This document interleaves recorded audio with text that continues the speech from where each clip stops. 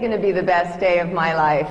And tomorrow, I'm going to wake up and say the same thing. Every day I wake up and say, today is the best day of my life.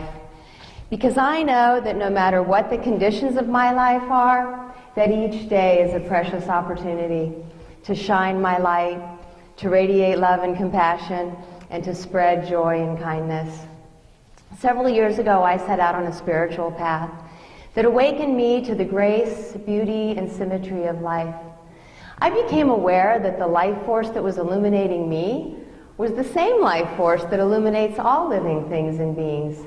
And the power behind that force was one thing and one thing only: the pure, unconditional love of the source, expanding into eternity. It's the power that ignites the creative spirit within us and all around us. And I knew then that I wanted to live in the light of love and to unleash my creative spirit. But there was something holding me back. There was something limiting me, and I knew exactly what it was. E-G-O, my ego. I knew it was the source of the limiting beliefs I had about myself.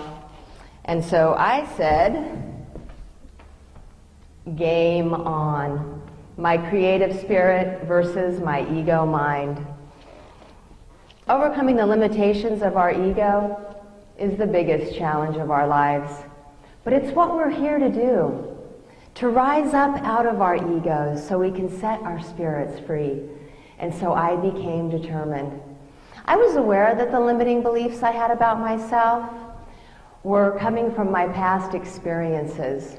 So over the course of the next 2 years, I created a process by which I could reflect on the most transformational experiences of my life, and I could heal them, and I could learn from them. I developed powerful ways to balance my ego and spirit with daily practices that helped me to transform them from limiting ones to much more empowering ones that expand in love rather than contract in fear. I discovered that I could wake up by awakening through reflection. And it's what inspired me to write this book, because I want us all to wake up. I want us all to be able to liberate our minds from the limiting beliefs that we have about ourselves, others, and the world around us.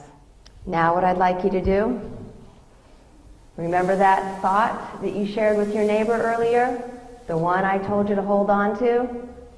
Well, it's time to let it go.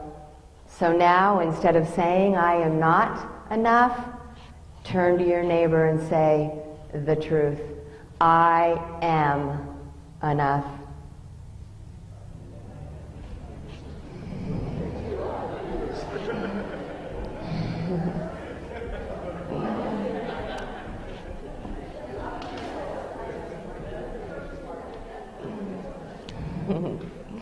Doesn't that feel good? Yes. Yes. Don't ever let your ego tell you that you are anything less than perfect, because you are all that and more.